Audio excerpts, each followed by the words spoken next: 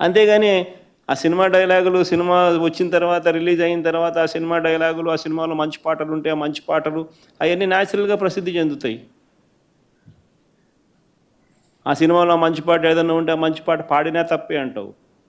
ఆ సినిమాలో ఏదైనా మంచి డైలాగులు ఏదైనా వీళ్ళకి నచ్చితే ఆ నచ్చిన డైలాగులు వీళ్ళు పోస్టర్లుగా పెట్టినా తప్పే, వీళ్ళు మాట్లాడినా తప్పే, వాళ్ళు చేసిన యాక్షన్లు వీళ్ళు చేసినా తప్పే.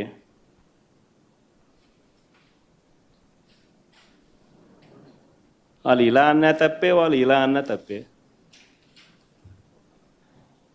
ఎందుకు మరి సినిమాలు ఎందుకు తీస్తున్నారు స్వామి మీరు? ఆపేసేయండి, మూసేయండి. ప్రజాస్వామ్యంలో ఉన్నామా లేదా అన్నది నిజంగా ఆలోచన చేసుకోవాలి మనం అంతా. ఇలాగొచ్చే నష్టపోయింది. అదే సినిమా డైలాగులు రాసుకున్నాడు, పాట పాడితే పాడినాడు, డైలాగులు కొడితే కొట్టినాడు. ఇలాగొచ్చే నష్టమైంది అంటాను నేను. గుమ్మడికాయలు దొంగంటే భుజాలు తడుముకున్నట్టుగా ప్రతిదీ కూడా వాళ్ళు ఏమన్నా కానీ నిన్నే అన్నట్టుగా నువ్వెందుకు బాధపడతా ఉండవు?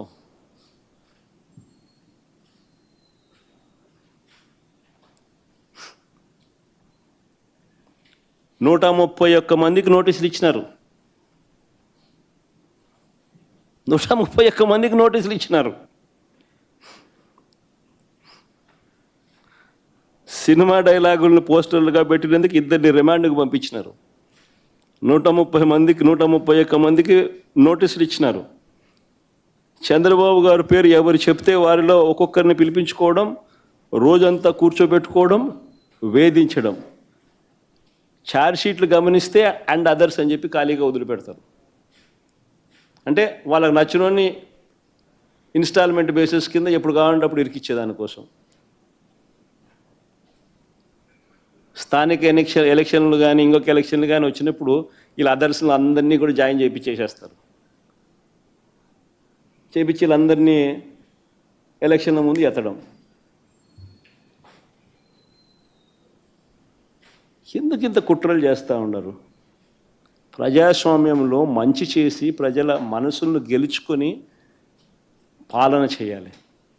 అది సత్తా. అలా చేసి నువ్వు ఇలా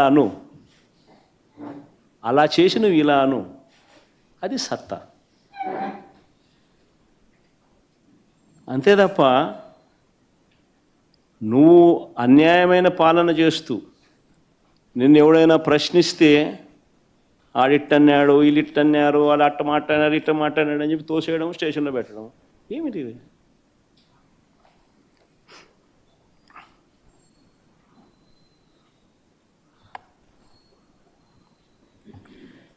చివరకు పోలీసులు దారుణాలు నిజంగా ఏ స్థాయిలోకి వెళ్ళిపోయినారంటే, చివరికి పోలీసులు దారుణాలకు తన కొడుకును కోల్పోయిన వ్యక్తి. పోలీస్ అట్రాసిటీస్ వల్ల తన కొడుకు చనిపోతే ఆ చనిపోయిన ఆయన మా లీడరు, ఉప సర్పంచ్, వాళ్ళ ఇంటికి నేను పోయినా ఆ పెద్ద ఆయన్ను పరామర్శించేందుకు. ఎంతటి దారుణం అంటే, పోలీస్ అట్రాసిటీస్ వల్ల చనిపోయిన వ్యక్తిని బెట్టింగ్ కేసులో చనిపోయినారని బెట్టింగ్ బ్యాచ్లో పెట్టేసినారు. అంటే ఉప సర్పంచ్ బెట్టింగ్ అంట. ఏమన్నా పద్ధతి దొంగ కేసులు పెట్టడంలో కూడా? నిజంగా చంద్రబాబు నాయుడు ఇంత మానవత్వం మర్చిపోయి,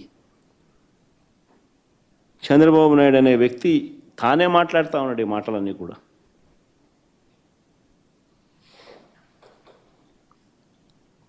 మరో ఉదాహరణ, ధరలు లేక తీవ్ర కష్టాల్లో మామిడి రైతులుంటే, తీవ్రమైన కష్టాల్లో మామిడి రైతులుంటే, మామిడి రైతులకు సంఘీభావంగా జూలై 9వ తారీఖున చిత్తూరు జిల్లా బంగారుపాలెం నేను వెళ్ళా. ఇదే మామిడి రైతుల పరిస్థితి గత సంవత్సరం వైఎస్ఆర్సీపీ ప్రభుత్వం ఉన్నప్పుడు. గత సంవత్సరం తోతాపురి మామిడి గత సంవత్సరం 25 నుంచి 29 రూపాయలు కేజీ. ఈ సంవత్సరం చంద్రబాబు నాయుడు ముఖ్యమంత్రి అయిన తర్వాత పరిస్థితి ఏమిటి అంటే 2.5-3 రూపాయలకు పడిపోయిన పరిస్థితులు.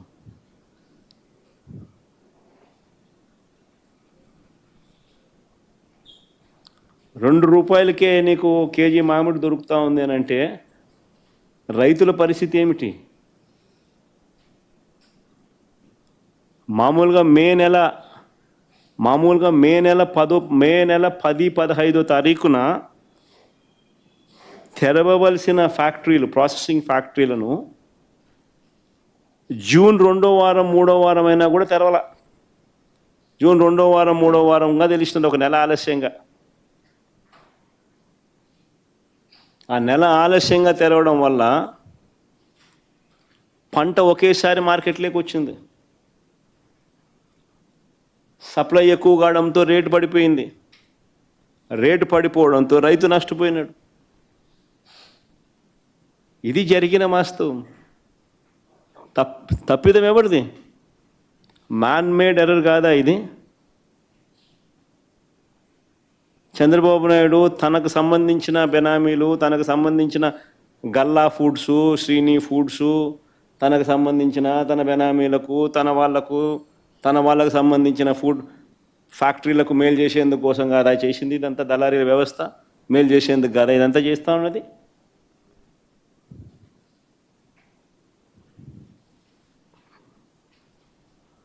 అడుగుతా ఉన్నా, ఎంతమంది రైతులకు ₹12 వచ్చిందని?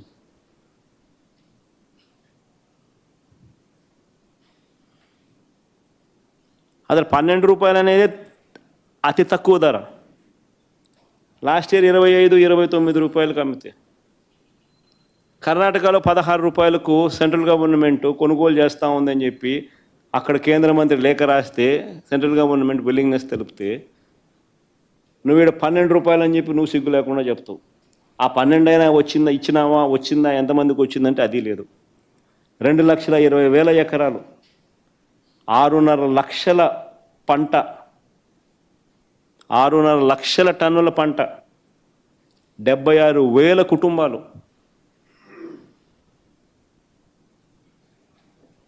చంద్రబాబు నాయుడు గారి పుణ్యాన అల్లాడిపోయే పరిస్థితి రైతులకు వస్తే సంఘీభావం తెలపడం కోసం నేను అక్కడికి వెళ్తే తప్ప అని అడుగుతా ఉన్నది, నేరమా అని అడుగుతా ఉన్నా చంద్రబాబు నాయుడు. బంగారుపాలెం పర్యటనలో గ్రామ స్థాయి నుంచి జిల్లా స్థాయి నాయకుల వరకు ఏకంగా 2,000 మందికి పైగా నోటీసులు ఇచ్చినారు. నా పర్యటన అక్కడ ఖరారు అయ్యేసరికి 2,000 మందికి నోటీసులు. ఏంటికి ఇచ్చినారు నోటీసులు అడుగుతా ఉన్నా. రైతులకు సంఘీభావం తెలపడానికి నేను పోవడం తప్ప? ఆ కార్యక్రమంలో రైతులు పాలుపంచుకోవడం తప్ప? 2,000 మందికి నోటీసులు, 100 మందిని నిర్బంధించారు. 3 ఎస్పీలు, 9 మంది డిఎస్పీలు, 2,000 మంది పోలీసులు, చెక్ పోస్టులు. ప్రతి గ్రామానికి చెక్ పోస్టు, ప్రతి సందుకు చెక్ పోస్టు. ఇలాంతా అయ్యింది నా సెక్యూరిటీ కోసం కాదు స్వామి. నా ప్రోగ్రాంకి ఎవరు రాకుండా చూసుకునేందుకు, వాళ్ళందరినీ నిర్బంధించి ప్రజలను నిర్బంధించేందుకు.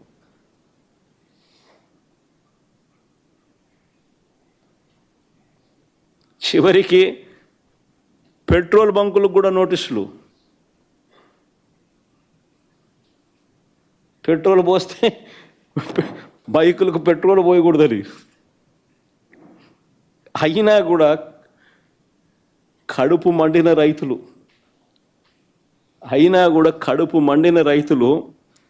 వేలాదిగా తరలివచ్చారు.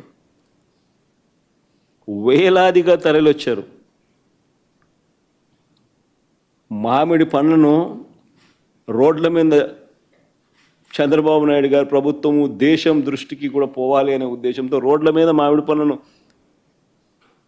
వదిలేసి నా ప్రోగ్రాంలో నాతో పాటు కలిసినారు.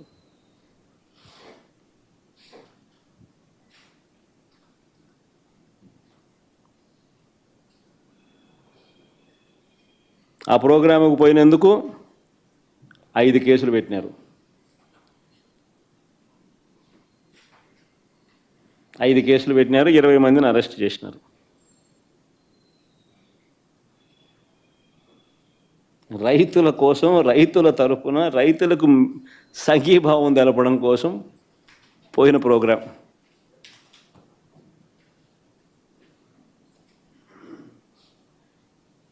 ఇదేం నేరం అన్నట్టుగా రైతులను, ప్రతిపక్షాన్ని పట్టుకొని రౌడీ షీటర్లుగాను, అసాంఘిక శక్తులుగాను, దొంగలుగాను వక్రీకరించి చిత్రీకరించే ప్రయత్నం చేస్తూ ఉన్నారు.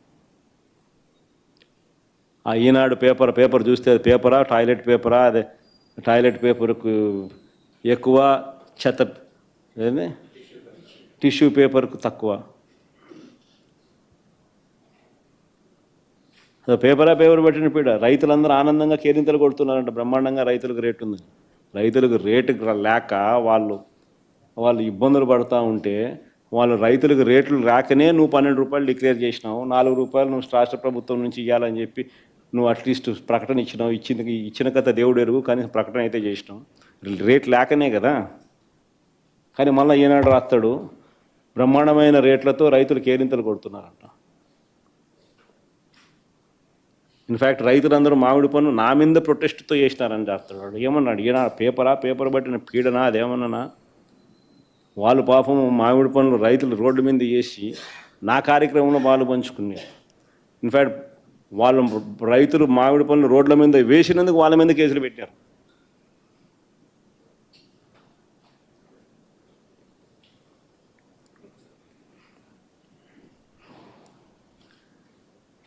ఇకపై రాష్ట్రంలో తమకు అన్యాయం జరిగిందని చెప్పి రోడ్డెక్కే పరిస్థితి